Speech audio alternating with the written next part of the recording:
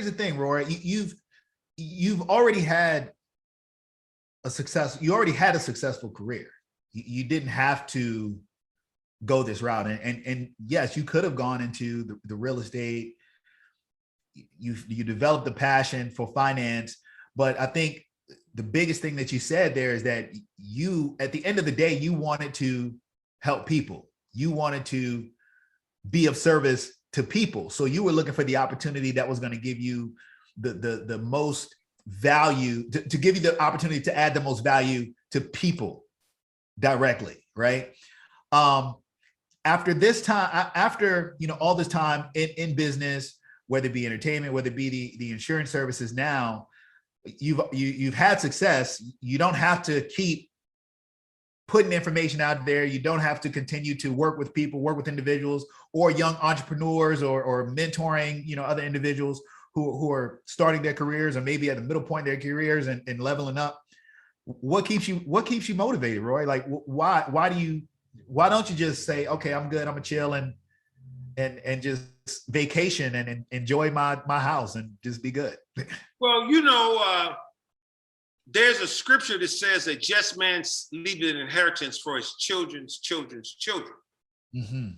And I know the information that I have is so valuable that it's not really about money.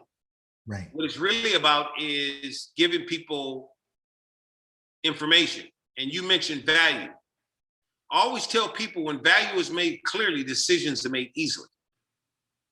So you don't have to sell people anything, because when value is made clearly, decisions are made easily. So it's really all about showing people value, not only in what you do, but value in what you provide.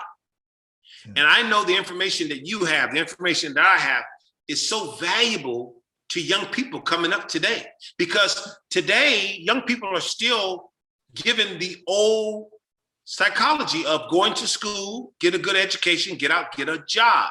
Yes. And you and I know that job stands for just over broke. It's nothing with having a job, but job just stands for just over broke. Yes. How do I know that? 50% of Americans who have a job spends about half of their monthly income just on rent or mortgage in America. And the average millionaire has at least 7 streams of income, and the average American has 2 jobs. So my passion is really educating people, man. I mean, when I say this education that we give people, it's not given in college.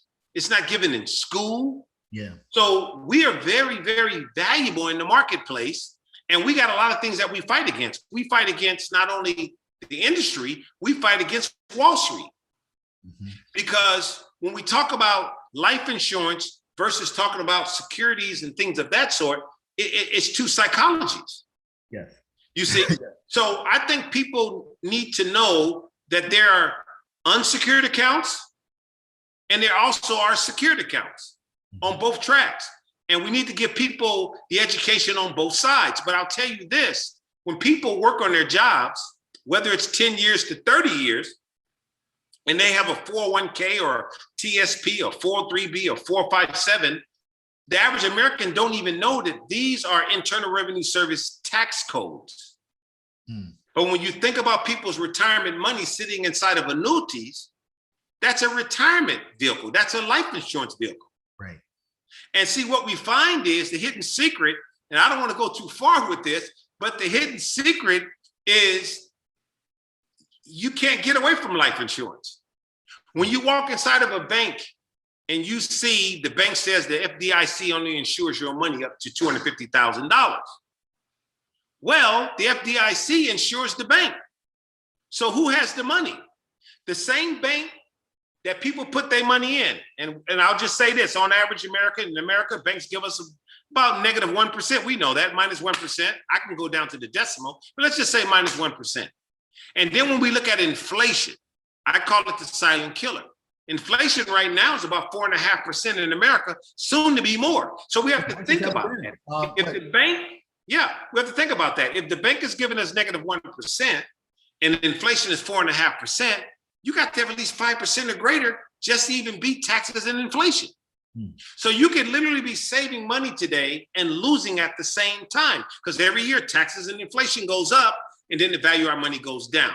But there's only one problem. the banks give us simple interest. Life insurance give us compounding interest. And everybody's saying, where do I get compounding interest from? So I always tell people, would you rather put monies in the bank and get negative 1%? Or would you rather put your money where the bank put their money? And, where the bank put their money?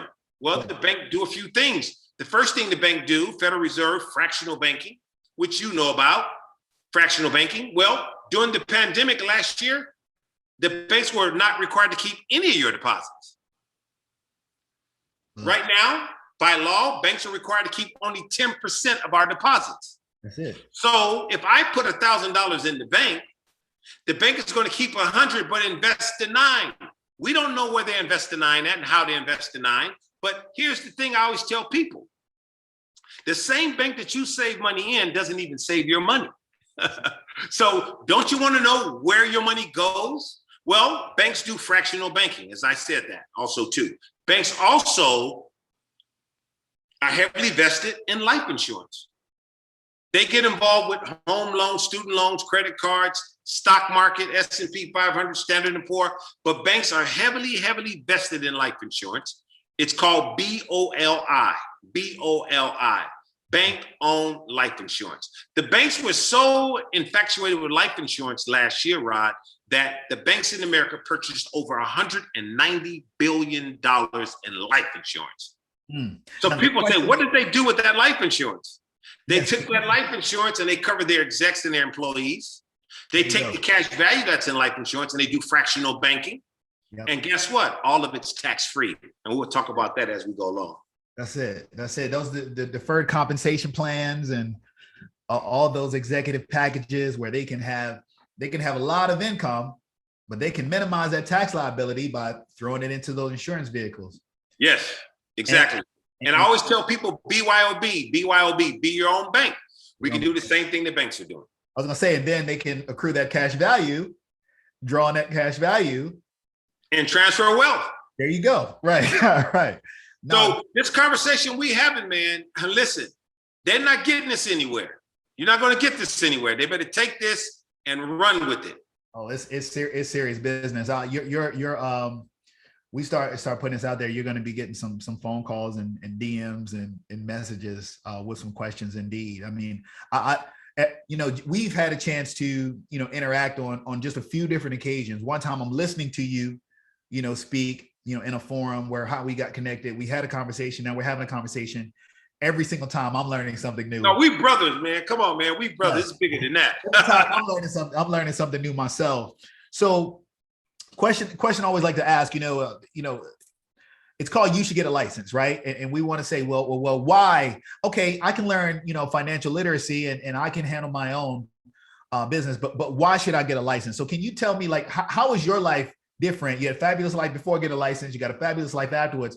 How's your life difference before having a license versus after having that license? I'll tell you, when it comes down to whatever it may be, whatever trade or profession that you're pursuing, you want to make sure that you are documented. In other words, you want to be official, and one thing I did love, I know that in the real estate business, you have to have a real estate license. Yes. And then when you get into the life insurance business, you have to have a license also too. And one thing I love about the life insurance industry, because you're not pretty much inside of a pigeonhole. You can have license in so many different states. I'm licensed in over 46 states. Mm-hmm.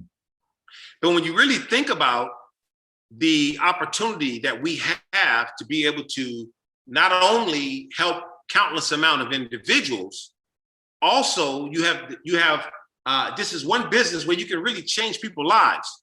Yes. Because see, I can sell you a house, but I can't sell you your destiny. I can't sell you your financial outcome. And that's one thing about life insurance.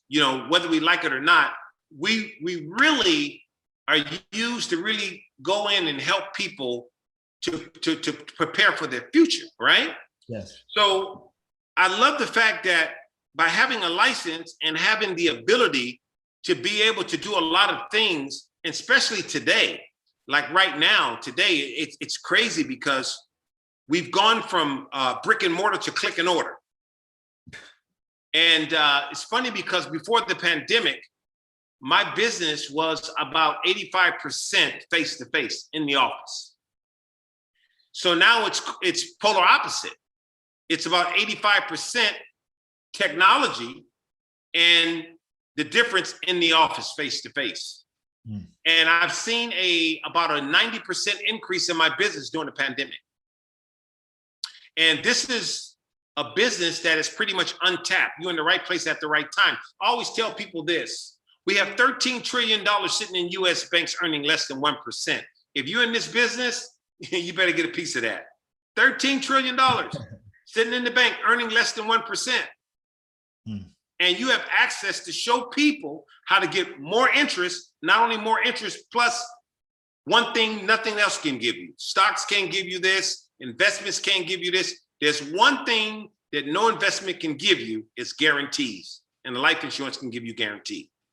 So this is a guaranteed business. And not only $13 trillion sitting in US banks earning less than 1%, $27 trillion sitting in retirement plans, 27 trillion.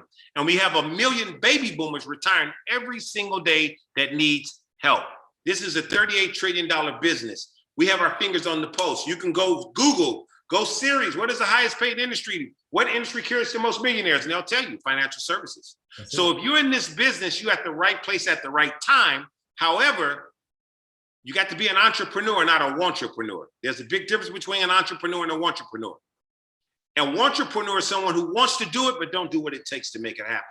But an entrepreneur is a person that's willing on turning their 9 to 5 into their 6 to 9.